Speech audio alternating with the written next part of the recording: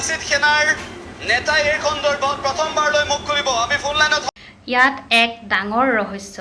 এই ৰহস্যৰ কথা শুনিলে আপোনাৰ চকু কপালত উঠিব। যিহেতু বীৰ লাচিত সেনা একেটা একেটা সংগঠনৰে যিহেতু সেনা তেওঁলোকে, ইয়াত কিয় আজি বীৰ লাচিত সেনা শৃংখল চলিহাৰ বিৰুদ্ধে এজন সেনা প্ৰকাশ বৰুৱাই কিয় এইবোৰ কথা ক'বলৈ বাধ্য হ'ল, আপোনালোকে শুনিলে আপোনালোকৰো চকু কপালত উঠিব। চৌধুৰীৰ বাসগৃহত বুলডোজাৰ চলিল আৰু ইয়াৰ পিছতে প্ৰথমবাৰলৈ বীৰ লাচিত সেনাই প্ৰতিক্ৰিয়া ব্যক্ত কৰিছে। এই মুহূৰ্তত আমি আপোনালোকক জনাব বিচাৰিছো, আজাদ চৌধুৰীৰ বাসগৃহত বুলডোজাৰ চলিল, বীৰ লাচিত সেনাই প্ৰতিবাদ কৰিছিল আৰু তাৰ পিছত এবাৰ বীৰ লাচিত সেনাই এই সন্দৰ্ভত বীৰ লাচিত সেনাৰ নেতাই এই সন্দৰ্ভত প্ৰথমবাৰলৈ মুখ খুলিব। আমি ফোন লাইনত সংযোগ স্থাপন কৰিছো এই মুহূৰ্তত বীৰ লাচিত সেনাৰ নেতা প্ৰকাশ বৰুৱাৰ সৈতে। প্ৰকাশ বৰুৱা ডাঙৰীয়া, এই মুহূৰ্তত আমি ফোন লাইনত সংযোগ স্থাপন কৰিছো প্ৰকাশ বৰুৱাৰ সৈতে। প্ৰকাশ বৰুৱা ডাঙৰীয়া, যিহেতু আজাদ চৌধুৰীৰ বাসগৃহত প্ৰশাসনে উচ্ছেদ চলাইছে, সম্পত্তিৰ উচ্ছেদ চলাইছে, বীৰ লাচিত সেনাৰ প্ৰতিবাদৰ পিছত এনেধৰণৰ পদক্ষেপ কি ক'ব?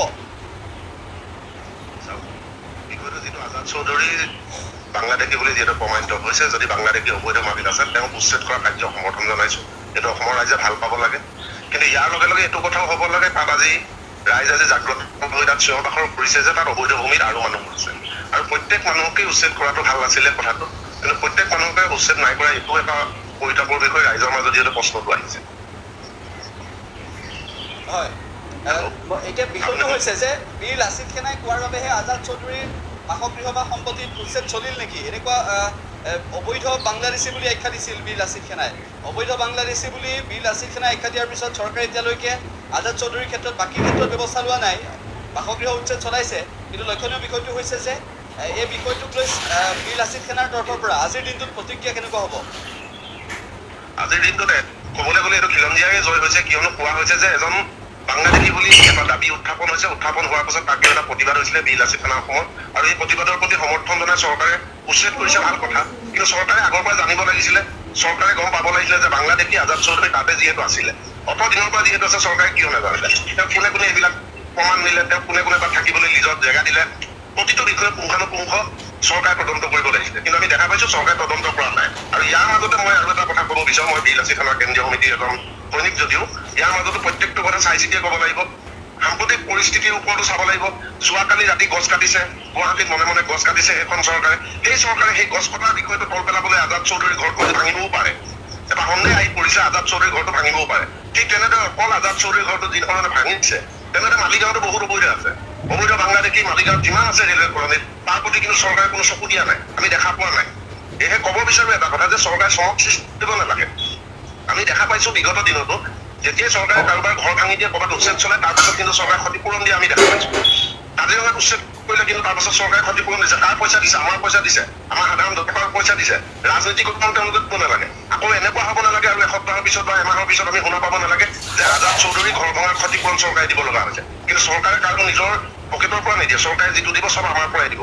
যদিহে তেওঁলোকে ৰাজনীতিকৰণ কৰি ৰাজনৈতিক মুনাফা আদায়ৰ বাবে যদি এইটো এটা চমক সৃষ্টি কৰিছে, তেনেহ'লে ইয়াতকৈ আৰু দুৰ্ভাগ্য। আজাদ চৌধুৰী ঘৰ ভাঙি দিছে, তাৰ পিছতো যদি আজাদ চৌধুৰী সেই স্থানত থাকে, তেতিয়া কি ক'ব বা এই বিষয়টোক লৈ তেতিয়া কেনেকুৱা ধৰণৰ প্ৰতিবাদ হ'ব বীৰ লাচিত সেনাৰ পৰা?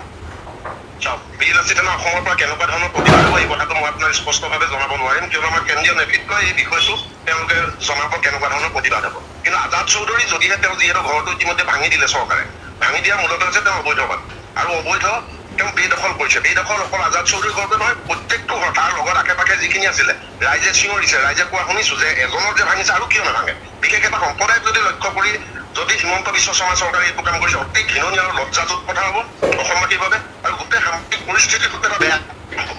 ঠিক তেনেকুৱা ধৰণৰ কৰিব নালাগে, ৰাজনীতিকৰণ কৰিব নালাগে। যদি কৰিব বিচাৰিছে সততাৰে কৰক, সৎভাৱে কৰক, আমি সেইটোৱে কামনা কৰোঁ। কিন্তু ক্ষতিপূৰণ পুনৰ যেন আকৌ আমাৰ পইচাই যেন তেওঁলোকে ক্ষতিপূৰণ দিব লগা নহয়, দুদিনৰ পিছত সংস্থাপন দিব লগা নহয়, মাটি দিব লগা নহয়, কেনেকুৱা পৰিৱেশে নহ'ব। হয়, প্ৰকাশ বৰুৱা, আপোনাক ধন্যবাদ জ্ঞাপন কৰিছোঁ সবিশেষ জনোৱাৰ বাবে। ইতিমধ্যে বীৰ লাচিত সেনাৰ নেতা প্ৰকাশ বৰুৱাই এই সন্দৰ্ভত প্ৰথমবাৰলৈ মুখ খুলিছে। উল্লেখ্য বিষয়টো হৈছে যে আজাদ চৌধুৰীৰ বাসগৃহত উচ্ছেদ চলোৱাৰ পিছত আজি বীৰ লাচিত সেনাৰ তৰফৰ পৰা প্ৰথমটো প্ৰতিক্ৰিয়া।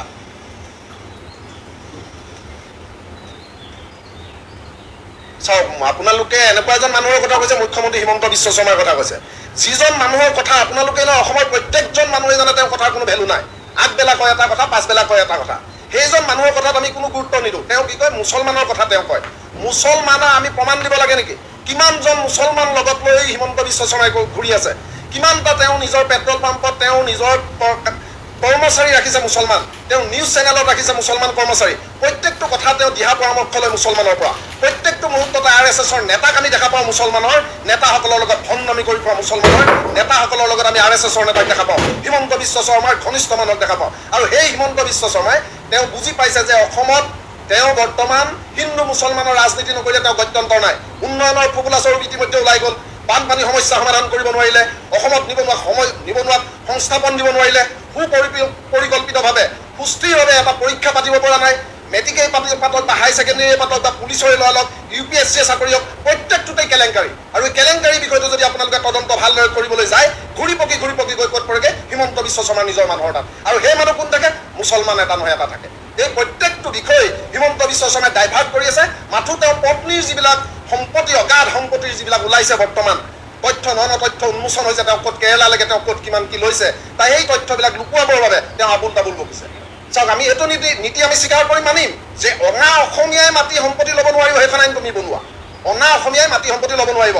ৰাজস্থানৰ মানুহে ইয়াত মাটি কিনিব নোৱাৰিব, বিহাৰৰ মানুহে ইয়াত মাটি কিনিব নোৱাৰিব, এই তেলেংগানাৰ মানুহে ইয়াত মাটি কিনিব নোৱাৰিব। তোমালোকে তেনেকুৱা আইন বনোৱা। উৰিষ্যাৰ মানুহে মাটি কিনিব নোৱাৰিব, সেই আইন বনোৱা। গোটেই তেলেংগানাৰ মানুহে মাৰ্ঘেৰিটাত বম হৈ গ'ল, কি কৰিছে?